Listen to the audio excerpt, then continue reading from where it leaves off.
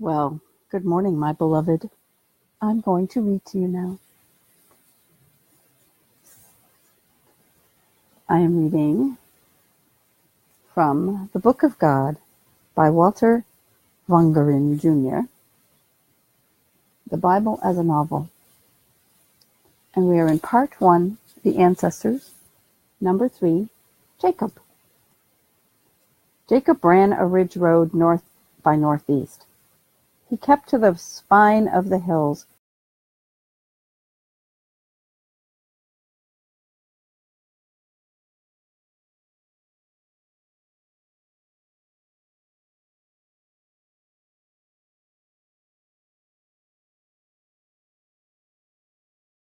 which rose toward the oaks of Mamre, where his grandfather had so often sojourned.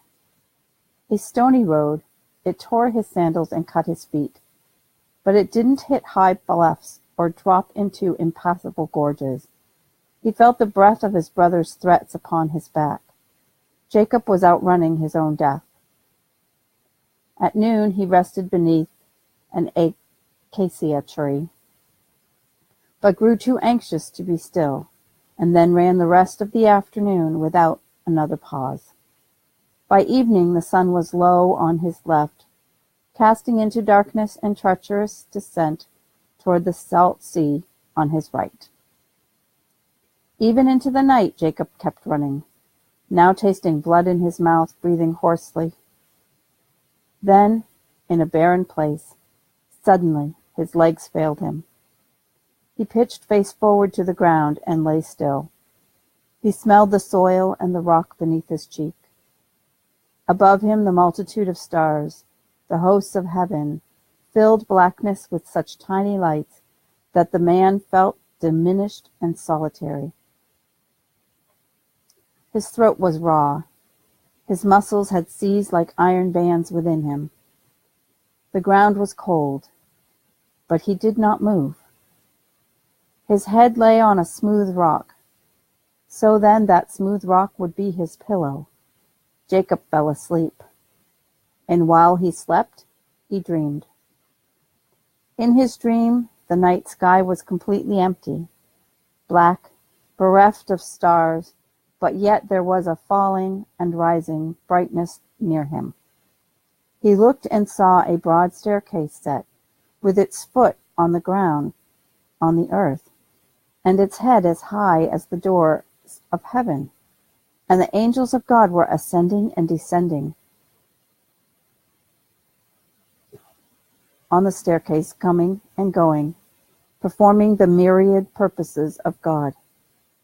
He looked again, and there, standing above all, above the endless flight of stairs and the angels on the earth, he saw the Lord God himself. And the Lord spoke to Jacob. He said, I am the Lord, the God of Abraham and the God of Isaac. The land whereon you lie I will give to you and your descendants shall be like the dust for multitude. And in you shall all nations of the earth be blessed. Behold, said the Lord, I am with you. I will keep you wherever you wander, and I will bring you back to this land. I will never leave you, never until I have kept my promises. Suddenly Jacob awoke from his dream, shaking with fear. The night was visible again. The tiny stars had returned to their places, cold and distant. But nothing was the same. An acrid scent of the sacred lingered near the earth. Surely, Jacob whispered, the Lord is in this place, and I did not know it.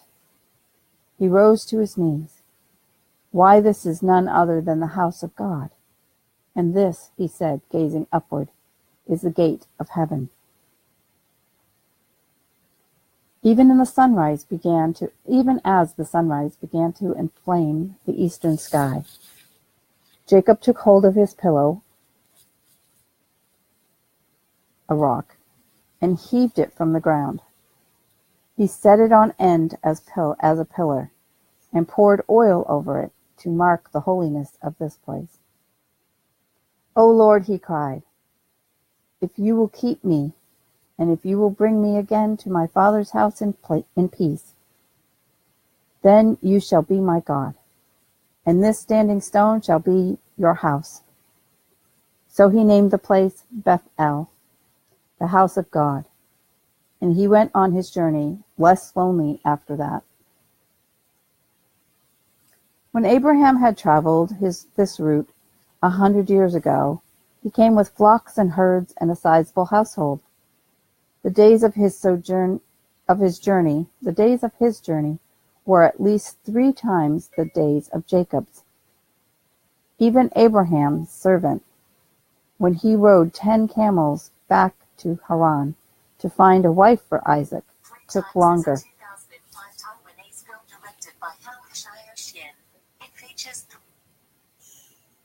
Didn't actually ask you that. Siri thought I was talking to Siri. Well, we'll have to edit this when we upload it if we do. Anyway, hope you all are enjoying. If you're listening on, you're finding it fun. I'll go back to when Abraham had traveled this route 100 years ago. He came with flocks and herds and a sizable household. The days of his journey were at least 3 times the days of Jacob's. Even Abraham's servant, when he rode 10 camels came back to Haran to find a wife for Isaac, took longer than Isaac's son did. Jacob was light on his feet, young and healthy and swift after all. After 20 days he came into a wide, flat plain, where one could see great distances unobstructed. There were sheep there. Jacob saw 3 flocks of sheep.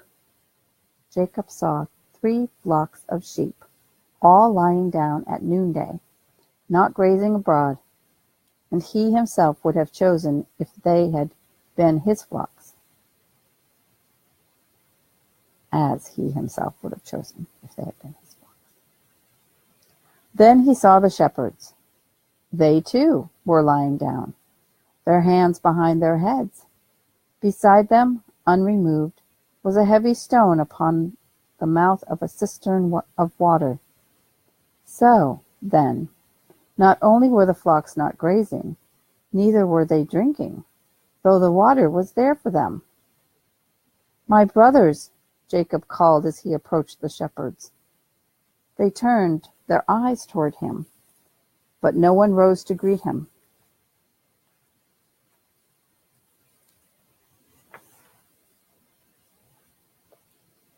"Where am I?" he asked. "Where do you come from?" A lean man said, "Haran." "Haran? Truly?" Jacob grinned. He could scarcely believe his good fortune. "Where? Which way to Haran?" The same man pointed north. Jacob looked and saw a 4th flock coming slowly through the sunlight. "Is it possible that you know Laban?" he asked. "Does anyone know Laban, the son of Bethuel?" Another man nodded. "We know him." "Then I'm here," Jacob cried. "This is exactly where I'm supposed to be." Several shepherds cast wry glances at the young man. Jacob said, "How is Laban? Is it well with him?" The same lean shepherd said, "Yes, of course. Why not?"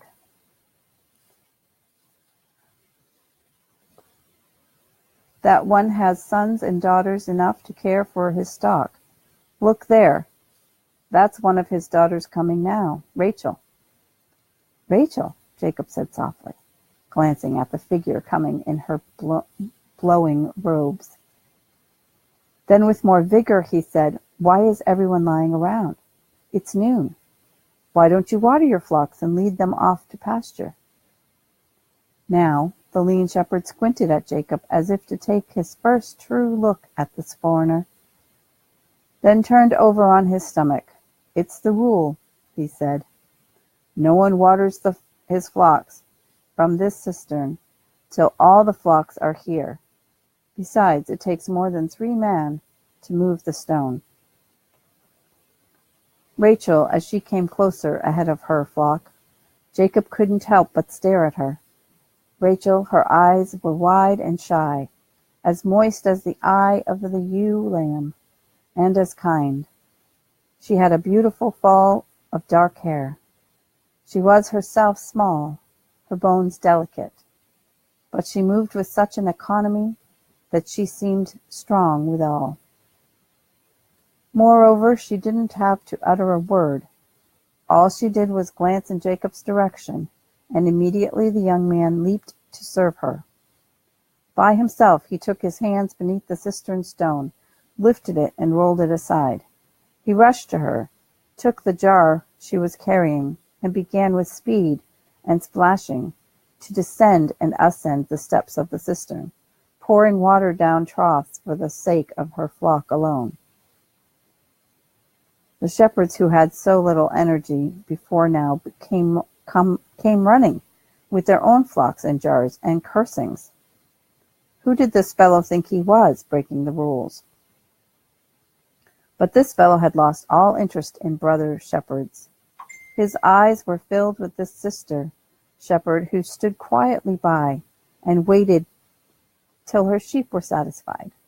Then she smiled, and in tones as musical as the turtle doves said, "Thank you, sir." The very sound of her voice released such a rush of lonely emotion that Jacob walked toward her with tears in his eyes. "Rachel, daughter of Laban," he whispered, "I am Jacob. I am the son of your father's sister Rebekah."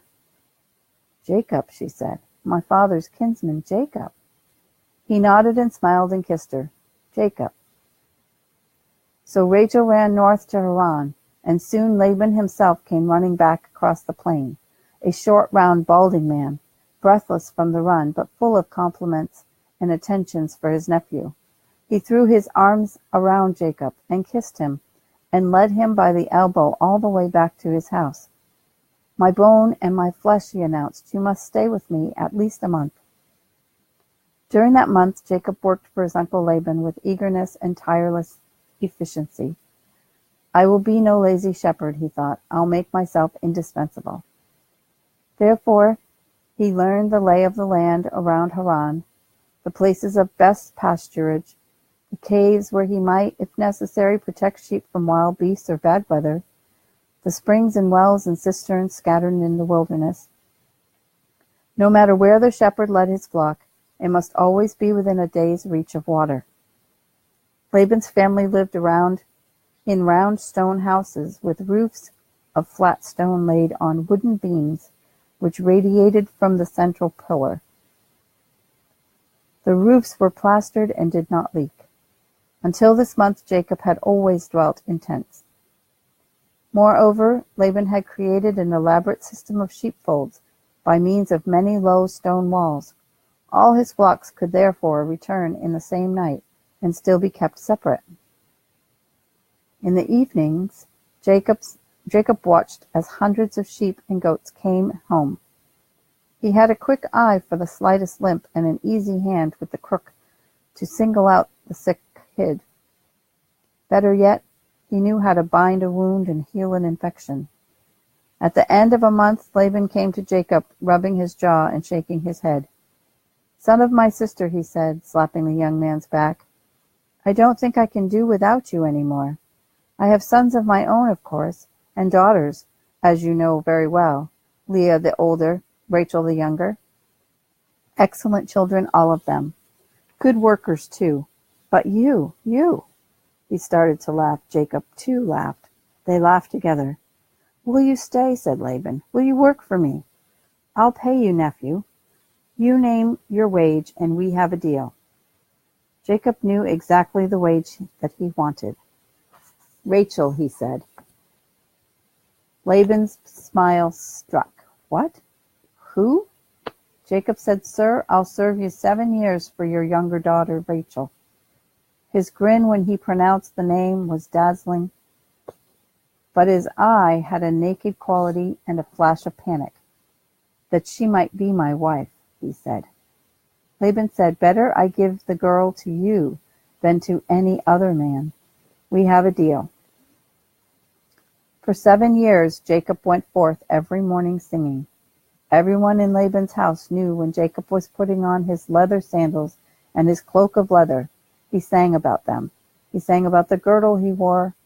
He named each bit of food in his scrip: bread, cheese, dates, raisins. To him his water bag contained a wine of criminal sweetness, and curdled goat's milk was the meat of the kings and queens.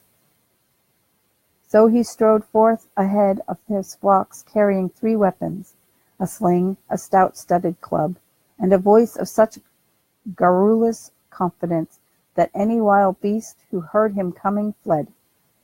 So long black lashes on those ewe lambs, he sighed, eyes like Rachel's eyes. He would lie on the ground in the midst of the flock, murmuring, I'm surrounded by a host of Rachels. And the time passed as easily as a river at high water. Jacob the son of Isaac was very happy. At the end of 7 years, Jacob washed himself, perfumed his hair, put on fresh clothes and new sandals, and went to the house of his uncle Laban. Sir, he said, it's time. The years of my service are complete, and I now wish to marry your daughter. Laban said, yes, it is surely time that you marry a daughter of mine. So the father of the bride sent out invitations to all the people of that region. On the wedding day, women gathered with Laban's wife and daughters in their private rooms to prepare the bride. But afternoon, men had crowded into Laban's courtyards, where they ate and enjoyed a variety of entertainments. Jacob sat in the seat of high dignity, beaming, speechless. Finally, at midnight, Laban escorted his daughter, veil-faced and foot in the most expensive raiment, to Jacob the bridegroom. Then he led the couple through a pathway of grinning guests to a newly built house, the doorway of which was graced by a carved stone lintel. To the groom he said, here is your wife for the rest of your life. Take pleasure in her, my son. The bride he admonished with these words, my daughter, hold your tongue. Obey your husband, ever in a humble silence. Then he cried, tonight no lights, pleasure only, my dear children. And he shut the door upon them. In time the wedding guests departed. Both men and the women, servants, cleared away all signs of celebration. In the morning there rose from Jacob's new house such a roaring that half of Haran awoke. Jacob burst out and crossed the courtyard to Laban's door. He didn't knock. He went straight inside and pointed at the man on his pallet, shouting, what have you done to me? Jacob struck his forehead with a fist. I served you for Rachel, he cried. It is Rachel I love. All night long I thought I was with Rachel, but this morning I look, and what do I see? I see Leah, Leah of weak eyes. Leah, why have you deceived me, old man? Laban sat up with a wounded look on his face. How can you say such things to me, he said. One would think you were an enemy, not a nephew. Enemy, shrieked Jacob. Fraud! You are a fraud, not a father. Please, Jacob, please, let's not so argue, said Laban, smooth as honey. Harsh words hurt me. This is all a mere misunderstanding. He stood and reached up to pat Jacob's shoulder. We have a custom here, I thought you knew. In this country we let the firstborn marry first, and the secondborn second. It's the natural sequence. But, said Laban, throwing open his arms to embrace his son-in-law, if you will serve me another 7 years, you may marry the second-born too. Within the week, in fact. Within the week, you may lead the lovely Rachel, too, to your new stone home. The short man stood back and smiled. What do you say? Do we have a bargain? Jacob's face was black as thunder, but his voice was small, muttering, and he said, yes. What did you say, nephew? Yes, said Jacob, we have a bargain. Leah speaks. When my husband discovered that I was not my sister, I did not blame him for his anger. I had expected anger. I only hoped he would not hit me, and he didn't. He scarcely looked at me. At me, I mean. He did not see Leah. He saw not Rachel. Mine was the more Elaborate wedding, of course, being first. Louder, more food, more guests. It was when he led my sister into the same room where 1 week earlier he had led me. It was when he asked me to leave my new house and return to my mother's house a while. It was when he went into my sister fully knowing who she was and able, therefore, to call her by name. It was then that I surprised myself with sorrow. I had said I would not love him, but I failed. Thereafter I cooked well, and he praised my food, but he lingered over Rachel's. At shearing time he weighed out portions of wool evenly. Each bundle was the balance of the other, but Rachel's wool, when it was washed, showed not a fibre that was not white. I tried to hide my sorrow. It had not planned that I should love Jacob, nor was it his fault that I did. So he did not see my heart, but the Lord saw. The Lord soon opened my womb, and I conceived, and I carried the baby 9 months, and bore for my husband his firstborn son.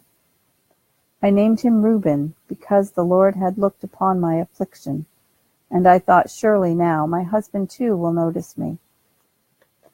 Not long after that I conceived again, and bore another son. And I thought, because the Lord has heard that I am hated, he has given me this son also. So I named him Simeon. Again I conceived and bore a son, and I called him Levi. I thought that surely now my husband would be joined to me, seeing that I had borne him 3 sons. Well, but I, who was rich in one thing, was poor in the other. Jacob loved his children, yes, and since that first night he never more looked with anger at me. Simply he did not look at me with anything at all, neither a thought nor a word nor a feeling. When he looked at me, he did not see Leah, he saw not Rachel. When I was bearing children all those years, my sister was barren. She was unhappy, so Jacob was unhappy too. I heard them whispering at midnight. She said, Jacob, either you give me children like Leah, or I shall die. He said, Ah, Rachel, do you think I am in the place of God? I'm not the one who closed your womb. When, therefore, I conceived and bore another son, I no longer sought the love of my husband by means of my children. I said out loud, this time I will please the Lord, and I named the baby Judah.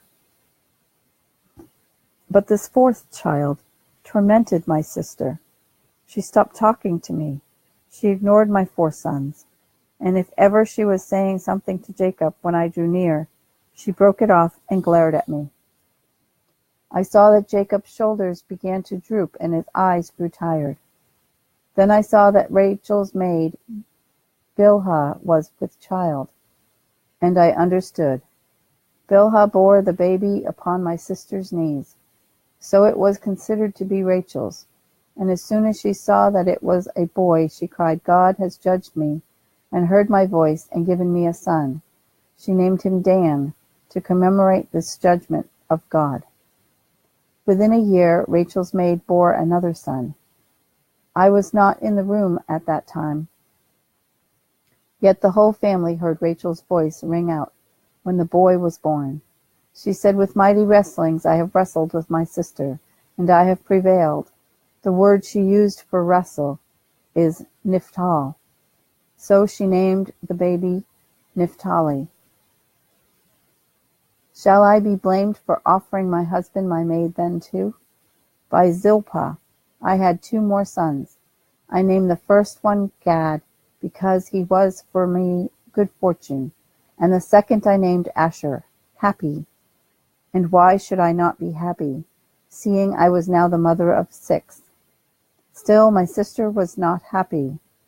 One morning during the wheat harvest, my oldest son found mandrake roots shaped like a little man. They help women to bear boys. Rachel must have noticed. That afternoon she came to the threshing floor where I was working, picked up a flail, and began to beat the wheat beside me. Then she astonished me by speaking. "Give me some of Reuben's mandrake," she said. Those are the first words my sister had spoken to me in more than 10 years. God forgive me, mine were no kinder than hers. "Why should I said. "Does the woman who stole my husband's love now want my son's roots too?" "Jacob visits you," she said. "Not for years, Rachel," I said. "With Zilpah, yes, not with me. Not for a single night." "Well, you tell me which night he has not been with you, and that will be the night he spent with me." "Not one." "None." Rachel fell silent, swinging her double stick, thumping the hard dirt, beating the wheat sheaves into kernel and chaff, while I said nothing. I had covered my face with my skirt. I did not want my sister to see that I was crying. But then she stopped threshing, and I felt her hand on the back of my neck. "Leah," she said, "let's make a trade. I'll give you nights with Jacob this night, now, and others hereafter, and we will not be enemies any more, but sisters. And will my sister then give me some of her son's mandrake roots?" This is the moment in my story which I most want to tell, that I embraced my sister. We burst into tears and held one another, and I found how deeply I loved her. No, I had never ceased to love the beautiful Rachel. The mandrake did not help her, but she helped me. I bore 2 more sons and a daughter after that, and for each birth my sister was my midwife. We named the first of these 3 Issachar, and the second Zebulun, and the little girl Dinah. That was the end of my childbearing. I gave birth to no more children, but my sister did. Finally, God hearkened to our careless prayer on her behalf and opened her womb, and the entire family rejoiced when Rachel conceived and bore a son. On that day, Jacob remembered how to smile again. Ah, his face was a flood of sunlight. He was happy, I was happy, and Rachel gave beautiful voice to her own happiness. She said, God has taken my reproach away." She named her first son Joseph.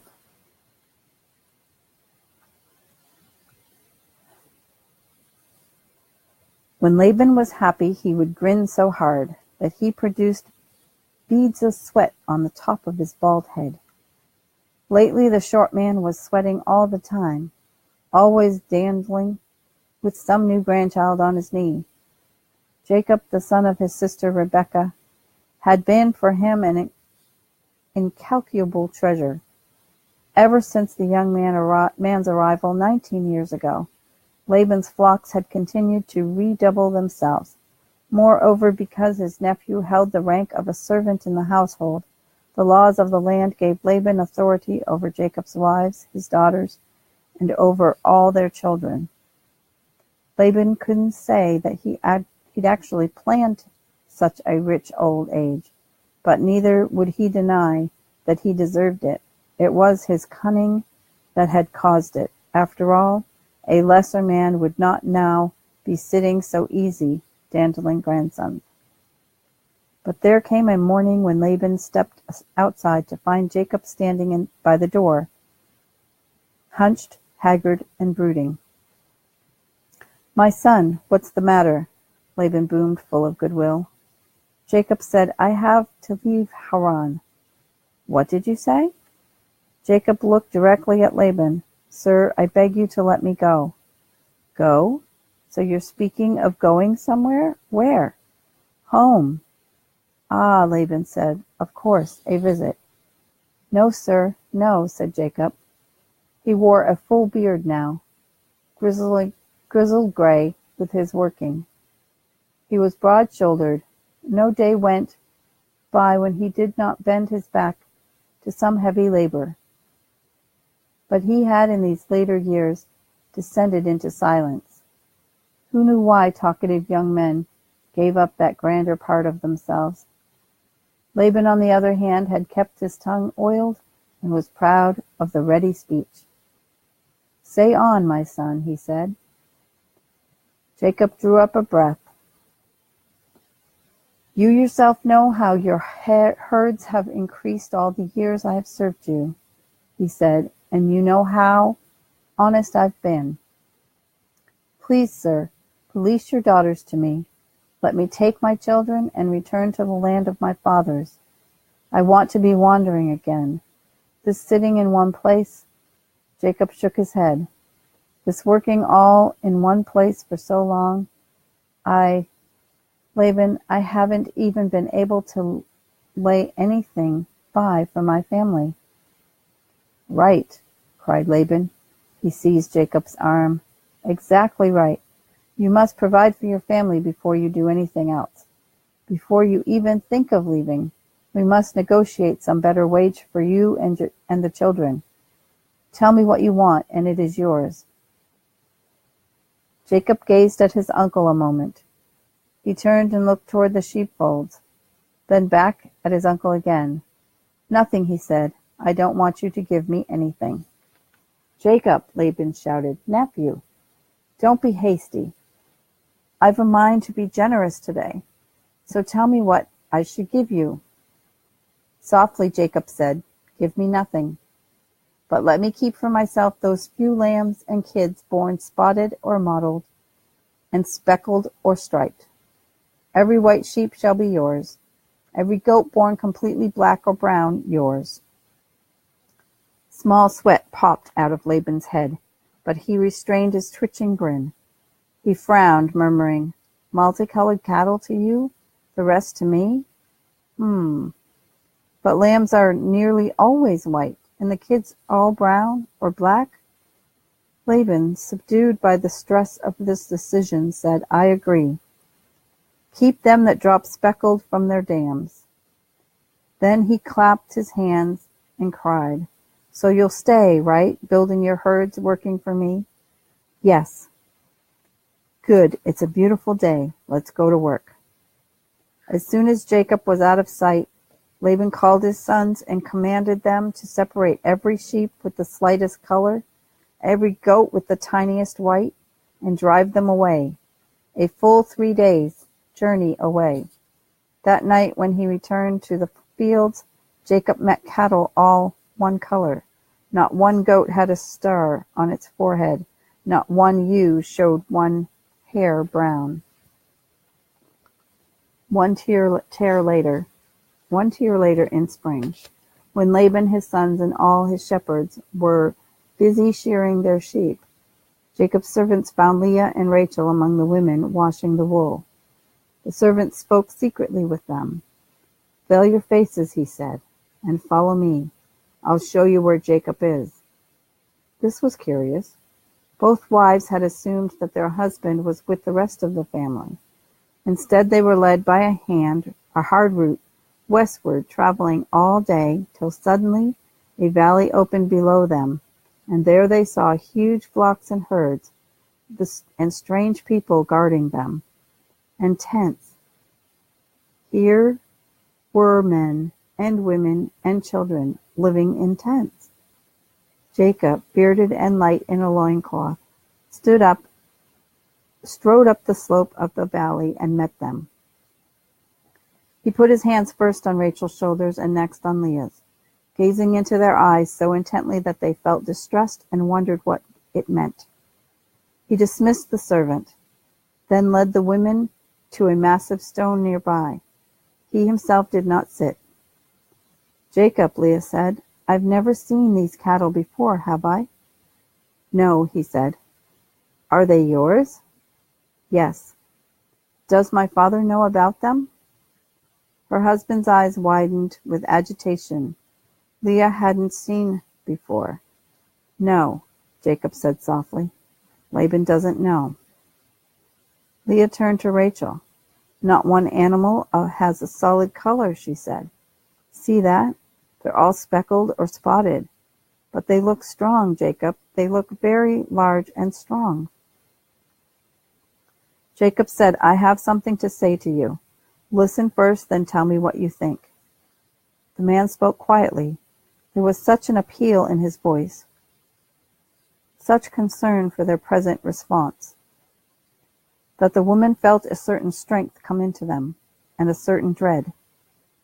Jacob said, "Lately, I've heard the sons of Laban complain about my presence here. They say I've taken their father's wealth. I think they fear for their own inheritance. On the other hand, I know for a fact that your father has no regard for me any more. As far east of Haran as we are west of it, there are herds and flocks modeled exactly like these, except that they are weaker than mine. They belong to your father. On the day that he promised me to give me the multicolored cattle, he removed them all. Every goat and sheep, he drove them east. You know that I have served him these 20 years with all my strength. Yes, yet he has cheated me. He has changed my wages 10 times. What am I to do in such a difficult position? I think I have to leave." "Hush, Rachel. Hush a minute. Let me finish." Jacob knelt down and pulled a shepherd's scrip from under the stone. He opened it and offered each woman a bit of bread. Rachel nibbled at hers. Leah merely held it. Actually, her mouth was dry, but she didn't ask for a drink. Jacob said, "But God has been with me. I dreamed a thing, and then I did it. I took fresh rods of poplar and almond and planed and peeled the bark. Well, you can tell it's live. I took fresh rods of poplar and almond and planed and peeled the bark so the white showed through. Whenever the stronger animals were breeding, I put before their eyes rods white and with stripes and speckles and spots. But when the feeble animals bred, I hid the rods. So the mottled kids and the spotted lambs were strong, and they became mine, as you see before you now. In that same dream, the angel of God said to me, 'Jacob,' I said. 'Here I am.' He said, 'I am the God of Bethel, where you anointed a pillar and made a vow to me. Now arise, go forth from this land, and return to your land of your birth.'" "That is what God said, Rachel," Jacob whispered, gazing again with steadfast entreaty into her eyes. "Leah, the Lord God said, 'Go.' What do you think?" Rachel said, "Let Leah speak. She's older." Leah said, "I'm thirsty." Immediately Jacob drew a leather flask from his scrip. She put it to her lips and drank, grateful to find it was wine. Then she handed the flask to Rachel. "I will tell you the truth," said Leah. "We are treated like foreigners in our father's house. Since we married you, there's been no guarantee that any property will fall to us or to our children hereafter. Now then, whatever God has said to you to do, do." This once, each in the presence of his other wife, Jacob kissed them. Yes, they felt both strength and dread in their souls. They did not feel young any more. Jacob said, "Prepare the children. Tomorrow your father and brothers are going to shear the sheep they keep 3 days east of Haran. While they are there, we will steal away to the west." So Jacob arose and set his family on camels and drove all his camels westward, all that he had acquired in the land of Padan Aram. As his grandfather Abraham had before him, he crossed the Euphrates on inflated goat skins, then turned his face south to the land of Canaan and his father Isaac. When Laban returned to Haran and saw his great loss, he called his kinsmen together and set out after Jacob. But God came to Laban in the dream by night and said, "Take heed that you speak no evil word to Jacob." Moreover, when he drew near to his nephew, Jacob rode at him in a towering anger. Jacob leveled at Laban a verbal attack so fiery that the older man began to shake. He said, "These are my daughters. Their children are my children, and the flocks are my flock.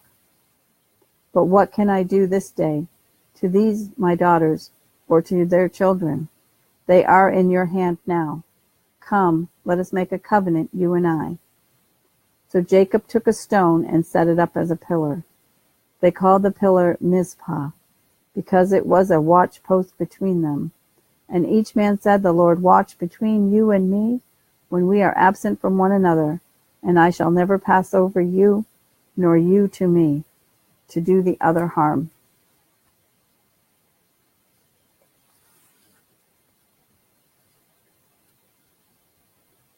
South went the long household of Jacob.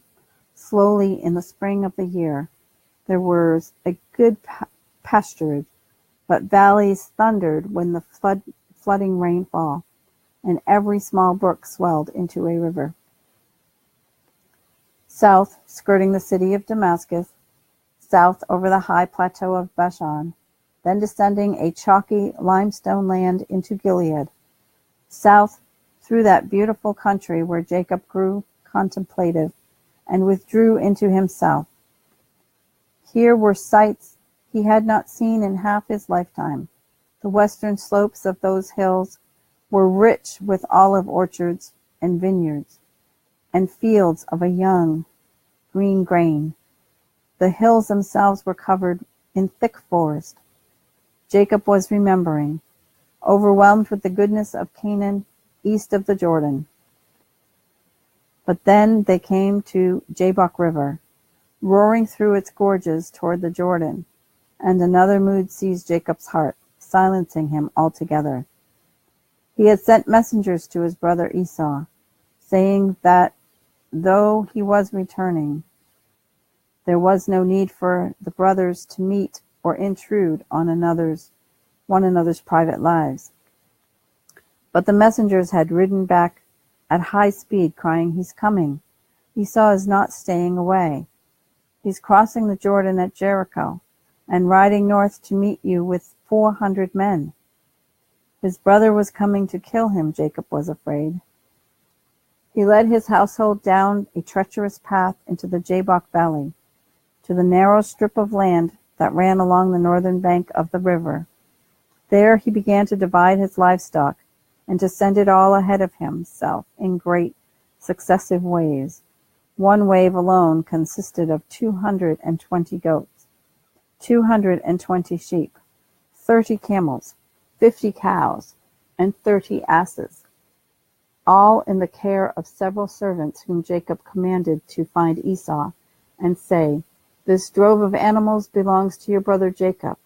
He gives them to you as a present to his lord Esau, and he himself follows behind." But behind the first wave came a second, the same size with the same message, "A gift, and your brother follows behind." In this way, Jacob sent a third wave and a fourth, an absolute deluge of wealth, a trick to soften his brother's heart, or else to scare him with waves of power. When his cattle and his drivers had all passed on before him, he saw to it that his wives and their maids and their 11 children likewise went safely over the Jabbok with his most trusted servants. So then Jacob stood alone on the northern bank of the river, before him the roaring waters, behind him a wall of Nubian sandstone. Behind him a wall of Nubian sandstone, perpendicular from its foot to the tangled black forest on its brow. Right of him there was nothing except a stony, wet plateau, and left of him nothing. Night was descending. The gorge grew gloomier, leaving only a path of sky above him, when stars filled the blackness with such tiny lights that he felt small and solitary. It had been Jacob's intent to make a private crossing of the Jabbok, but maybe he trusted the swimming stroke of his strong arm better in daylight than in the dark, and maybe the night fell faster within the walls of the gorge than he had expected. Whatever the reason, he did not dive into the waters. He did not move. He stood transfixed, surrounded by sound, and soon by an absolute darkness, for even the tiny stars were suddenly swallowed, as if by a beast of horrible size. Jacob felt wind, then a chill. Someone came flying down the river bank. Jacob felt that he could not see. Jacob felt what he could not see. Then someone attacked him, struck him to the stony ground, and began to wrestle with him. They wrestled by the river. They whirled and heaved each other against the sheer rock wall. In a breathless silence they wrestled all night until a high gray dawn began to streak the sky. Jacob's adversary touched him in the hollow of his thigh and put his thigh out of joint. Jacob threw his arm around a huge waist and held on. The massive foe said, "Let me go, for the day is breaking." But Jacob shouted, "I will not let you go until you bless me. What is your name?" "Jacob." The contender said, "Your name shall no more be called Jacob, but Israel, for you have striven with God and with men, and have prevailed." "Who are you?" Jacob cried. "Tell me your name." But he said, "Why is it that you ask my name?" Then he blessed him, and vanished, and he was there no more. Immediately it was morning. Jacob tried to rise from the terrible exertions of the night, then suddenly realized whom he had been struggling with all night, even all his life long. He began to tremble. "I have seen God face to face," Jacob whispered, "and yet my life is preserved." He called the name of that place Peniel, the face of God. And the sun rose upon him as he left Peniel, limping because of his thigh. On the morning after God had changed his name to Israel, Jacob looked up and saw Esau approaching with 400 men. He did not pause or turn away. He continued walking toward his brother. He limped. Moreover, he kept bowing to the ground in genuine humility.